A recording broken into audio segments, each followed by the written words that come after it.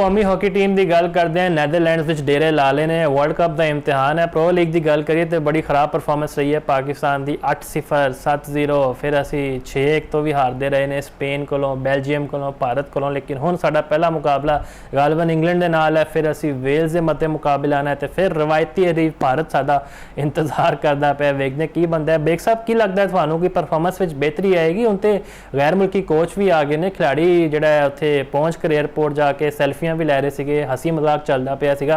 लगता है कि मुराल भी खिलाड़ियों का वाहवा बुलंद है। ਜਿਹੜੇ ਖਿਲਾੜੀ ਪਹਿਲੀ ਦਫਾ ਆਲੈਂਡ ਗਏ ਨੇ ਤੇ ਉਹ ਡੈਫੀਨਿਟਲੀ ਉਸ ਨੂੰ ਇੰਜੋਏ ਕਰ ਰਹੇ ਨੇ। ਪਹਿਲੀ ਦਫਾ ਉਹਨਾਂ ਨੇ ਐਮਸਟਰਡਮ ਦਾ 에ਅਰਪੋਰਟ ਦੇਖਿਆ ਤੇ ਉੱਥੇ ਸੈਲਫੀ ਤੇ ਬਣਦੀ ਹੈ ਤੇ ਇਹਦਾ ਪਰਫਾਰਮੈਂਸ ਦਾ ਤਾਲੁਕ ਹੈ ਉਹ ਤੇ ਡੈਫੀਨਿਟਲੀ ਗਰਾਊਂਡ ਦੇ ਅੰਦਰ ਇਹਨਾਂ ਨੂੰ ਦੇਣੀ ਪਏਗੀ। ਤੇ ਜਿਸ ਤਰ੍ਹਾਂ ਤੁਸੀਂ ਦੱਸਿਆ ਕਿ ਸਾਡਾ ਪੂਲ ਜਿਹੜਾ ਹੈ, ਪੂਲ ਡੀ ਜਿਹੜਾ ਹੈ, ਉਸ ਵਿੱਚ ਟਫ ਟੀਮਾਂ ਨੇ ਔਰ ਆਪੋਨੈਂਟ ਸਾਡਾ ਇੰਡੀਆ ਹੈ। ਤੇ ਐਸਾ ਡਿਜ਼ਾਈਨ ਕੀਤਾ ਗਿਆ FIH ਨੇ ਇਸ ਪੂਲ ਨੂੰ ਕਿ ਜਿਸ ਵਿੱਚ ਪਹਿਲੇ ਹੀ ਵੱਡੀਆਂ ਟੀਮਾਂ ਦਾ ਮੁਕਾਬਲਾ ਹੋ ਜਾਵੇ। ਇੱਕ ਐਸੀ ਟੀਮ ਨਾਲ ਜਿਹੜਾ ਕਾਫੀ ਪੁਰਾਣਾ ਕੌਨਫਲਿਕਟ ਜਿਹਨਾਂ ਦਾ ਚੱਲ ਰਿਹਾ ਤੇ ਉਸ ਦੇ ਅੰਦਰ ਜਿਹੜੇ ਜ਼ਿਆਦਾ ਤਾਦਾਦ ਵਿੱਚ ਸਪੈਕਟੇਟਰ ਵੀ ਆਉਣਗੇ।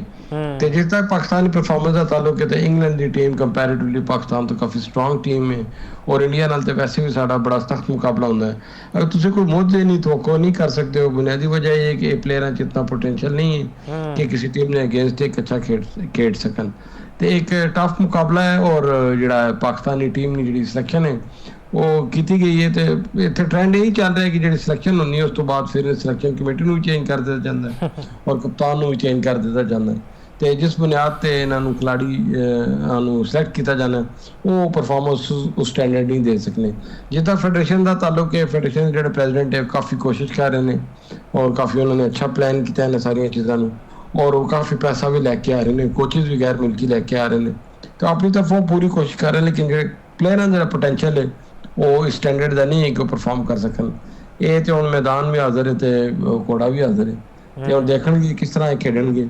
लेकिन मैं समझना है कि मैन टू मैन गेम खेलनी चाहिए इन्होंने, बजाय इंडिविजुअल खेलने बजाय इन्होंने टीम एफर्ट करनी चाहिए और कोशिश करन के टफ टाइम देवन ओपोनेंट टीमां। कंपैरेटिवली पाकिस्तानी टीम इतनी बुरी नहीं है लेकिन ਜਿਹੜੀਆਂ ओपोनेंट टीमां ने वो काफ़ी अरसे तो प्रिपरेशन कर रही है। इंग्लैंड की टीम काफ़ी अरसे तो लीग्स इंटरनली भी खेल रही सन और डिफरेंट मुल्कों ਦੀਆਂ ਟੀਮਾਂ ਨਾਲ उन्होंने बायलैटरल सीरीज भी खेली है तो उन्होंने मोरल काफ़ी आई है। इंडियन टीम में भी ਮੈਚਸ ਜ਼ਰਾ ਖੇਡੇ ਨੇ, ਡੋਮੈਸਟਿਕ ਮੈਚਸ। ਦੇਖ ਸਾਹਿਬ, ਕੋਰੀਆ ਦੇ ਖਿਲਾਫ ਖੇਡਣ ਨਾਲ ਸਾਨੂੰ ਕਿੰਨਾ ਫਾਇਦਾ ਹੋਇਆ? ਤੁਸੀਂ ਕਿੱਦਾਂ ਵੇਖਦੇ ਹੋ ਐਵੇਂ ਦਾ ਇੱਕ ਜਿਹੜੇ ਬਗੈਰ ਮੁਲਕੀ ਟੀਮਾਂ ਪਾਕਿਸਤਾਨ ਆ ਕੇ ਖੇਡ ਰਹੀਆਂ, ਮੇਲੇ ਵੀ ਸੱਜ ਰਹੇ ਨੇ। ਅਸੀਂ ਵੇਖਿਆ ਸ਼ਾਇਕੀਨ ਦੀ ਬੜੀ ਤਾਦਾਦ ਆਪਣੀ ਟੀਮ ਨੂੰ ਸਪੋਰਟ ਕਰਨ ਪਹੁੰਚੀ ਹੋਈ ਸੀਗੀ। ਉਹਦਾ ਵੀ ਫਾਇਦਾ ਹੋਏਗਾ ਵਰਲਡ ਕੱਪ ਵਿੱਚ। ਕੋਰੀਆ ਇੱਕ ਐਮਰਜਿੰਗ ਨੇਸ਼ਨ ਹੈ, ਐਮਰਜਿੰਗ ਟੀਮ ਹੈ। ਉਹ ਤੇ ਟਰਾਈ ਵੀ ਕਰ ਰਹੇ ਨੇ ਇੰਟਰਨੈਸ਼ਨਲ ਸਟੈਂਡਰਡ ਵਿੱਚ ਲਿਆਉਣ ਵਾਸਤੇ ਤੇ ਕੋਰੀਆ ਦੀ ਟੀਮ ਨੂੰ ਪਾਕਿਸਤਾਨ ਨਾਲ ਖੇਡ ਕੇ ਫਾਇਦਾ ਹੋਇਆ। ਪਾਕਿਸਤਾਨੀ ਟੀਮ ਨੇ ਜਿੱਦਾਂ ਤੱਕ ਸਟੈਂਡਰਡ ਹੈ ਉਹ ਤੁਹਾਡੇ ਸਾਹਮਣੇ ਹੀ ਹੈ ਕਿ ਉਹ ਸਟੈਂਡਰਡ ਦੇ ਨਹੀਂ ਨੇ ਕਿ ਉਹ ਪਾਕਿਸਤਾਨ ਦੀ ਟੀਮ ਜਿਹੜੀ ਵੱਡੀਆਂ ਟੀਮਾਂ ਨੂੰ ਟਫ ਟਾਈਮ ਦੇ ਸਕਣ। ਕੋਰੀਆ ਇੱਕ ਈਜ਼ੀ ਟਾਸਕ ਸੀ ਉਹਨਾਂ ਨੇ ਪਲੇਅਰਾਂ ਦੀ ਜਿਹੜੀ ਏਜ ਵੀ ਇਤਨੀ ਕੋਈ ਜ਼ਿਆਦਾ ਨਹੀਂ ਸੀ, ਉसी ਬੁਨਿਆਦ ਤੇ ਹੀ ਉਹ ਜਿਸ ਅੰਦਾਜ਼ ਉਹਨਾਂ ਨੇ ਪਰਫਾਰਮ ਕੀਤਾ ਤੇ ਪਾਕਿਸਤਾਨ ਨਾਲ ਕੰਪੈਰੇਟਿਵਲੀ ਜਿੱਤ ਬਣਦੀ ਸੀ। ਇਹ ਅੱਛੀ ਬਾਇਲੈਟਰਲ ਸੀਰੀਜ਼ ਔਰ ਰੂਸ ਦੀ ਟੀਮ ਵੀ ਪਾਕਿਸਤਾਨ ਆ ਰਹੀ ਹੈ ਤੇ ਇੱਕ ਅੱਛਾ ਇਨੀਸ਼ੀਏਟਿਵ ਹੈ। ਲੇਕਿਨ ਤੁਸੀਂ ਅਗਰ ਇੰਟਰਨੈਸ਼ਨਲ ਵਰਲਡ ਕੱਪ ਨਾਲ ਇਸ ਨੂੰ ਕੰਪੈਰੀਜ਼ਨ ਕਰਨ ਇਹ ਥੋੜ੍ਹੀਆਂ ਦੋ ਡਿਫਰੈਂਟ ਚੀਜ਼ਾਂ ਨੇ। ਵਰਲਡ ਕੱਪ ਵਿੱਚ ਵਰਲਡ ਬੈਸਟ ਟੀਮਾਂ ਪਾਰਟੀਸਪੇਟ ਕਰ ਰਹੀਆਂ ਨੇ ਔਰ ਪ੍ਰੋਪਰਲੀ ਜਿਹੜੀਆਂ ਵੱਡੀਆਂ ਟੀਮਾਂ ਨੇ ਜਿਸ ਤਰ੍ਹਾਂ ਆਸਟ੍ਰੇਲੀਆ ਹੋ ਗਿਆ, ਜਿਸ ਤਰ੍ਹਾਂ ਇੰਡੀਆ, ਇੰਗਲੈਂਡ ਔਰ ਇਹ ਜਿਹੜੀਆਂ ਟੀਮਾਂ ਨੇ ਇਹ ਵਰਲਡ ਕਲਾਸ ਟੀਮਾਂ ਨੇ। ਹਾਲੈਂਡ ਹੋ ਗਿਆ ਜਿਹੜਾ ਹੋਸਟ ਕਰ ਰਿਹਾ ਇਸ ਨੂੰ ਔਰ ਬੈਲਜੀਅਮ ਦੀ ਟੀਮ ਵੀ ਕੰਪੈਰੇਟਿਵਲੀ ਬਹੁਤ ਅੱਛੀ ਹੈ। ਲੇਕਿਨ 4 ਟੀਮਾਂ ਨੇ ਜਿਹੜੀਆਂ ਪ੍ਰੋਪਰਲੀ ਜਿਨ੍ਹਾਂ ਨੂੰ ਫੇਵਰੇਟ ਕਰਾਰ ਦਿੱਤਾ ਗਿਆ ਉਸ ਵਿੱਚ ਇੰਡੀਆ, ਇੰਗਲੈਂਡ, ਅਰਜਨਟੀਨਾ ਔਰ ਇੱਕ ਸਭ ਇਹ ਵਕਤ ਆ ਗਿਆ ਕਿ ਸਾਨੂੰ ਕੋਈ ਫੇਵਰੇਟ ਕਰਾਰ ਨਹੀਂ ਦੇ ਰਿਹਾ। 3 ਵਰਲਡ ਕੱਪ ਸਾਡੇ ਕੋਲ ਨੇ, ਬਾਕੀ ਤੇ ਬੈਲਜੀਅਮ ਕੋਲ ਵੀ ਮੇਰੇ ਖਿਆਲ 2 ਨੇ ਤੇ ਇੱਕ ਮੇਰੇ ਖਿਆਲ ਭਾਰਤ ਕੋਲ ਹੈ। ਤੇ ਅਸੀਂ ਕਦੋਂ ਫੇਵਰੇਟ ਹੋਣਗੇ? ਸਾਨੂੰ ਵੀ ਕਦੋਂ ਲੋਕ ਹਾਈ ਰੇਟ ਕਰਨਗੇ? ਅਸੀਂ ਤੇ ਇਹ ਸੁਣਨ ਵਾਸਤੇ ਬੇਤਾਬ ਹੋ ਗਏ। ਬਿਲਕੁਲ ਬਹੁਤ ਅੱਛਾ ਸਵਾਲ ਹੈ ਤੁਹਾਡਾ ਔਰ ਬਿਲਕੁਲ ਕੰਪੈਰੇਟਿਵਲੀ ਇਹ ਸਵਾਲ ਇਸ ਜਗ੍ਹਾ ਤੇ ਬਣਦਾ ਵੀ ਹੈ। ਤੁਸੀਂ ਅਗਰ ਸਟੈਂਡਰਡ ਅਗਰ ਪਾਕਿਸਤਾਨ ਹਾਕੀ ਦਾ ਦੇਖੋ, ਪਾਕਿਸਤਾਨ ਹਾਕੀ ਨੇ ਜਿਹੜਾ ਸਟੈਂਡਰਡ ਹੈ ਉਹ ਡੇ ਬਾਏ ਡੇ ਡਿਕਲਾਈਨ ਦੇ ਸ਼ਿਕਾਰ ਹੈ। ਉਹ ਬੜੀ ਮੁਸ਼ਕਿਲਾਂ ਨਾਲ ਪਾਕਿਸਤਾਨ ਨੇ ਕੁਆਲੀਫਾਈ ਕੀਤਾ ਹੈ।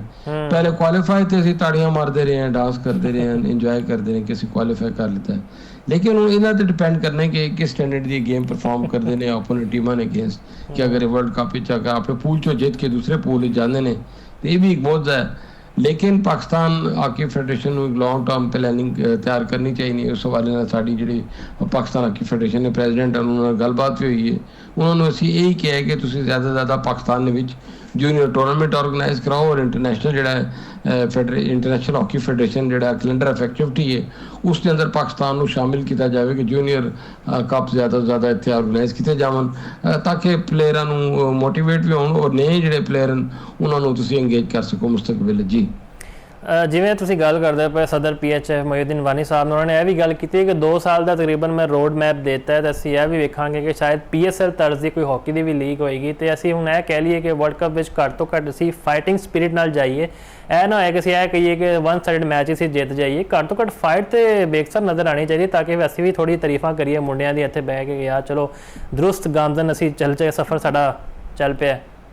बिल्कुल देखो जी, जित जी होंगी है उसने सारे वालदैन हर बंदा कहना जी मेरी वजह से जीते ये मैं जिताया इन्होंने। जी हार होनी उससे कोई हाथ नहीं रखना, उससे कोई उसका कोई उसका वाली वारस नहीं होंगे। हारते ने तो फिर इन्होंने कोई सपोर्ट नहीं करता, कोई स्पॉन्सर नहीं करता, कोई इन्होंने इंटरनेशनल लीगा च इन्होंने इन्वाइट नहीं करता। अगर जितणगे तो डेफिनेटली यही प्लेयर इंटरनेशनल लीगा में खेडणगे। ये हूँ डिपेंड करना है कि खिलाड़ी किस स्टैंडर्ड है तुसीं सिलेक्ट किए ने। जिहड़ा प्लेयर पूल है वो घट है, अगर प्लेयर पूल ज़्यादा होवे तो तुहाडे कोल ऑप्शन होना है कि तुसी प्लेयर मजीद उन्होंने बैक टू बैक प्लेयर तुहानूं मिल सकने। सेम क्रिकेट वाला स्टेटस हॉकी ने अंदर आ गया। क्रिकेट के अंदर भी जो वसीम अकरम वकार यूनुस शोएब अख्तर या वर्ल्ड क्लास क्रिकेटर खेडते सन उन्होंने बैकअप प्लेयर आते सन, जिस तरह मोहम्मद आसिफ आया, सोहेल तनवीर आया, वर्ल्ड क्लास क्रिकेटर ने। कुछ लोग तो सिफारिश की बुनियाद पर भी क्रिकेट खेडे ने, वो तुहाडे सामने ने उन्होंने स्टैंडर्ड है कि वो अपनी जिहड़ियां लीग्स हैं उस जो परफॉर्म नहीं कर सके। हॉकी जो कंपैरेटिवली टीम इवेंट है इसके अंदर चाहिए है पाकिस्तान हॉकी फेडरेशन के प्लेयर्स बैक पूल जिहड़ा है वो तैयार किया जाए। प्लेयर जितनी तादाद ज़्यादा होगी तो फिर उसको पता होगा कि किसनों रिप्लेस कर रहा है। तो पाकिस्तान के अंदर डिपार्टमेंटल जिहड़ियां स्पोर्ट्स हैं वो भी ना होने ने बराबर जॉब्स नहीं ने सैलरी। लेकिन बेग साहब तुसीं इस चीज़ नाल भी इतफाक करोगे ना, हुण सिर्फ पंजाब तक ही महदूद हो गई है हॉकी, कोई इंफ्रास्ट्रक्चर भी नहीं हैगा ना। असीं सिंध की गल करिए बलोचिस्तान KP उत्थे तो वैसे ही कोई जिहड़े खिलाड़ी ने इंटरस्ट नहीं लैंदे, जिवें तुसीं गल करदे पे कोई करियर नहीं है, फाइनैंशियली बड़े माली मसले मसाइल ने। यह भी तो वजह हो सकती है ना कि असीं सिर्फ महदूद ही करते हैं सिर्फ एक इलाके तक एक सूबे तक। मुफाज करीम साहब जी हॉकी है वो कंपैरेटिवली महंगा तरीन खेल है। इस वास्ते तुहानूं ड्राफ्ट चाहिए, इस वास्ते 5000 रुपए की एक हॉकी है जिस तरह तुसीं इंटरनेशनल स्टैंडर्ड तुसीं खेड सकते हो।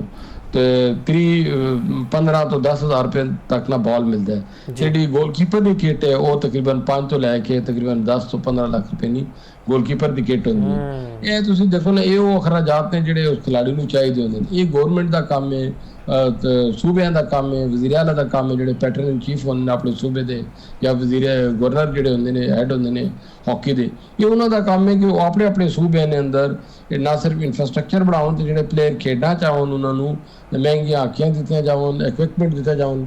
30 तो 40,000 तो लैके 60,000 रुपये तक ना अच्छा स्टैंडर्ड जो शूज़ है वो हॉकी यूज़ होता है। ये वो तमाम इक्विपमेंट वो चीज़ां ज़रूरी ने एक प्लेयर वास्ते जिस बुनियाद पर वो हॉकी खेड सके।